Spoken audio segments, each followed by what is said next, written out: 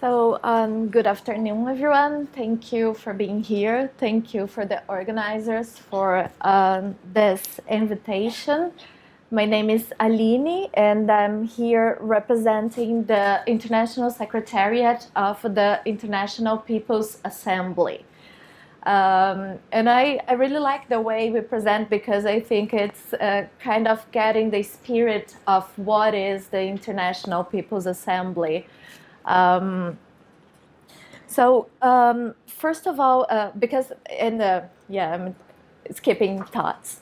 The International People's Assembly is the idea came after the realization that we needed to form a network, an international network of grassroots popular movements, progressive movements.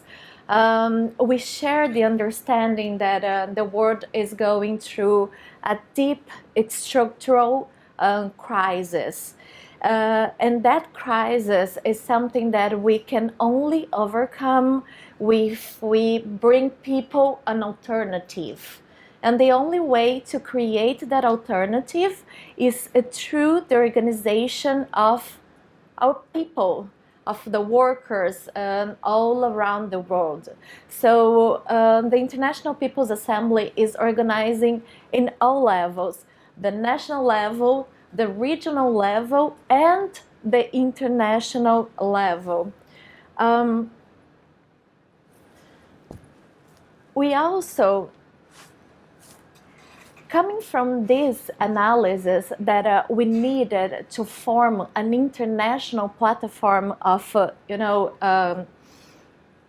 common struggles, we came to the understanding and, knowing that there are different countries and different movements has its own particularities.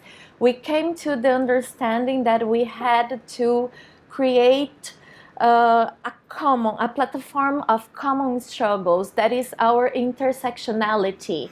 Of course, we do understand that not all movements are struggling for the same battles or the same things, but we share the understanding that these 10 axes are the most important axes of struggle nowadays.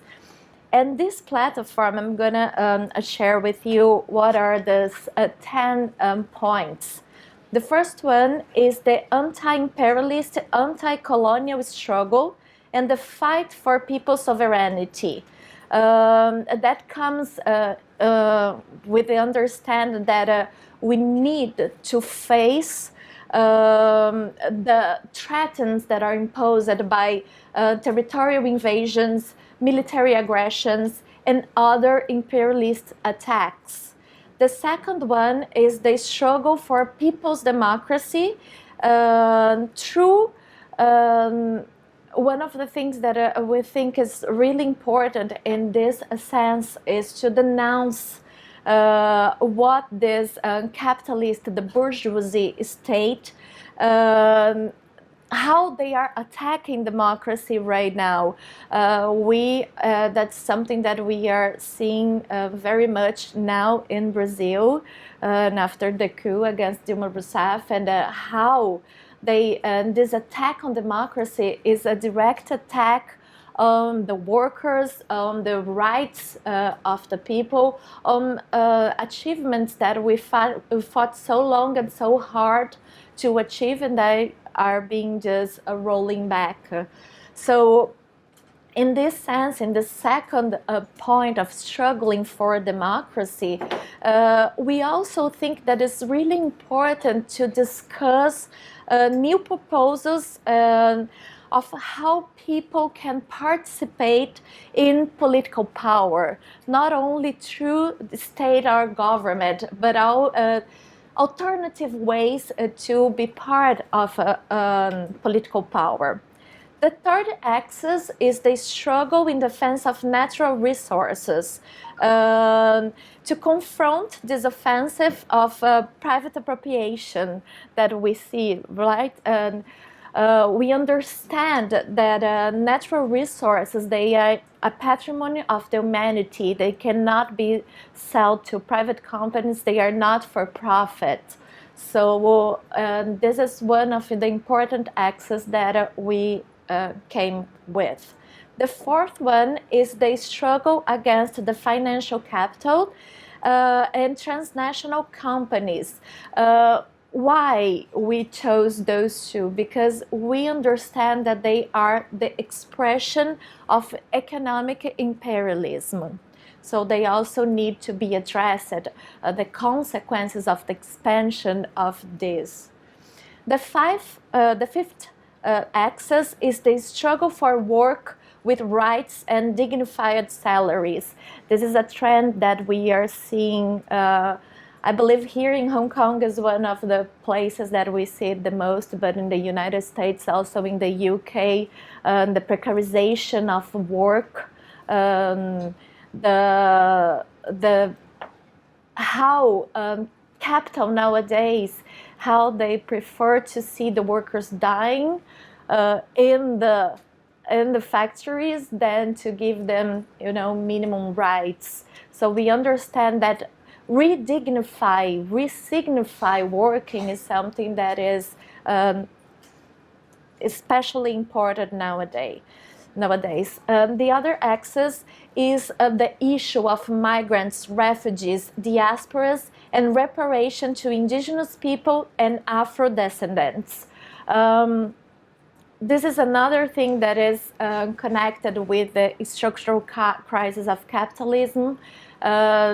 A couple of weeks ago, the UN published research showing that 2018 was the year where we had most displacements in the world. The amount of people displaced is something that we have never seen before, and it's going to be directly affected by the exploitation of resources, climate change, militarism. So that is something that we have to fight back in the international level as much as we do in the national and regional levels.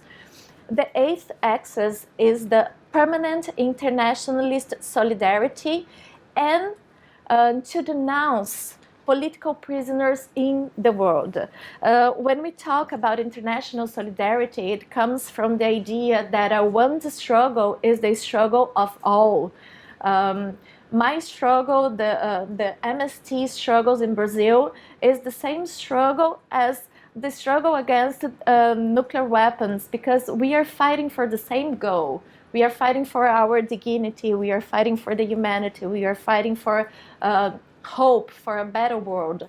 So this is something that we have to be permanent attent to, international solidarity.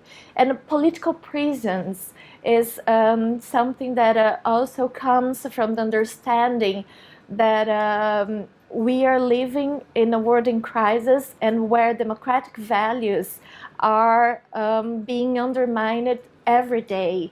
We are seeing in Colombia, we are seeing in Brazil how social activists, how people who fight for social rights, they are being killed in rates never seen before. So it's also something that we put there. And the two last axes is the feminist struggle and they struggle against fundamentalism, sectarianism, and a religious intolerance. So those 10 axes, they are part of what we call our common agenda, which is something that we use as a basis to see who will be part or who will connect in this network. We also believe that it's not enough only to build a political platform, but we have to have the means to carry out that political platforms. That's why we are creating political education schools.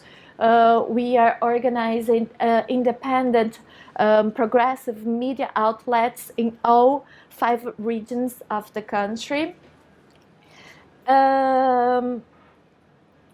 What else? And I think that one thing that is really important, and I'm not going to talk very much because I think the most important part is when we discuss together and we share our thoughts on the subject. But I think that we need to have in mind that without grassroots struggle, ideas do not advance. So we need together to build grassroots movements and to strengthen them on national, regional, and international level. Because only with grassroots movements, only when the people is organized, we can change the correlation of forces both in local level and at the international level. So we held the first International People's Assembly in Caracas.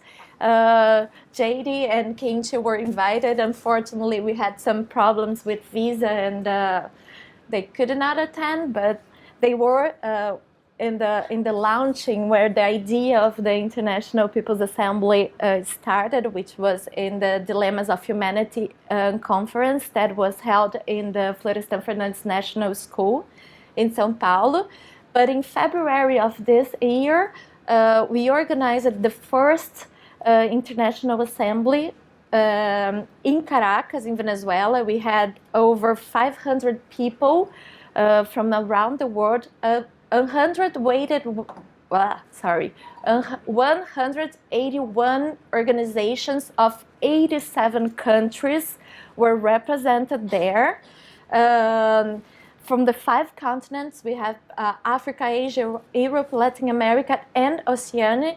And we met, debated, we made a lot of mystica. It was a really interesting moment that was the kind of the culmination of a process that has been building for quite some time now. As Rebecca said, as Rebecca told her life story, the International People's Assembly is not something that came out of nowhere, but rather is the accumulation of several historical processes, such as the struggle against the free trade agreements in Latin America, ALBA movements, the MST struggle.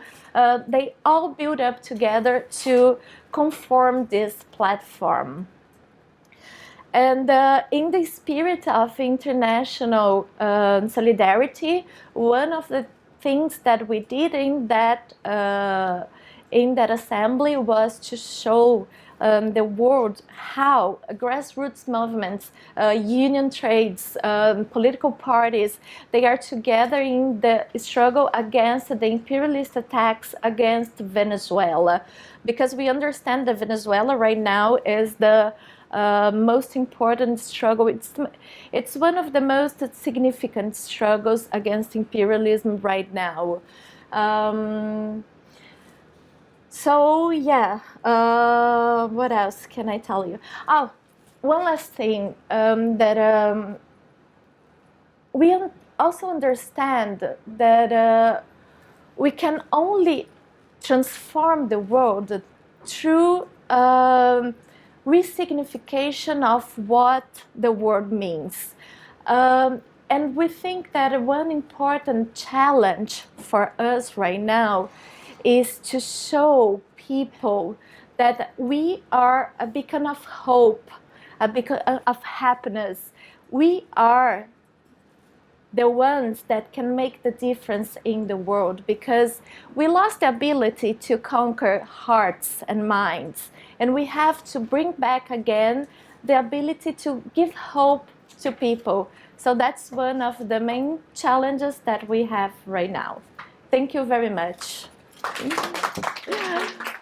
you. Thank you so much.